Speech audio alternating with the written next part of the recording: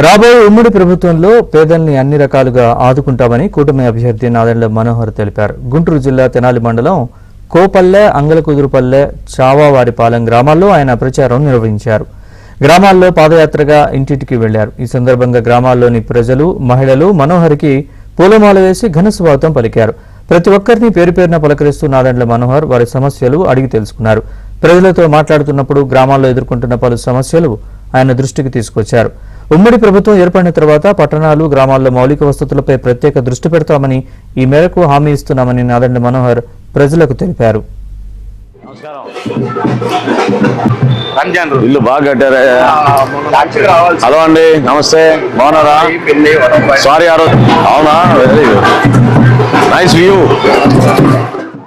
ఈరోజు ఎన్నికల ప్రచారంలో భాగంగా కోపల్లె గ్రామంలో పెద్దలందరితో కలిసి ఇంటింటికి ప్రచారం, Telugu Desam party, Janasena party, Bharatiya Janata party నాయకులందరం కూడా ఈ గ్రామానికి చేయాల్సిన అనేక కార్యక్రమాలు మా దృష్టికి వచ్చినాయి.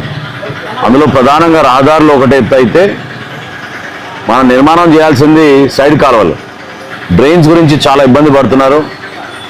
పల్లెల్లో ప్రత్యేకంగా ఎక్కడికక్కడ డ్రైన్స్ ఆగిపోవడం వలన, సరిగా అనుసంధానం చేసుకోలేకపోవడం వలన అక్కడ ఆరోగ్య సమస్యలు కూడా దోమల వలన బాగా ఇబ్బంది పడుతున్నారు.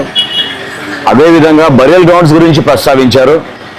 ఖచ్చితంగా వీళ్ళు జగనన్న కాలనీ నిర్మాణం చేసి 600 ఎకరాలు తీసుకున్నారు, కానీ దాదాపు 70,000 కోట్ల రూపాయలు ఖర్చు పెట్టామని చెప్తున్నారు. వాస్తవంగా ప్రతి గ్రామంలో కూడా పెద్దలతో కూర్చుని మాట్లాడుకుని గ్రామ అవసరాలకి భూమి కొనుగోలు చేసి ఉంటే చాలా ఉపయోగపడేది.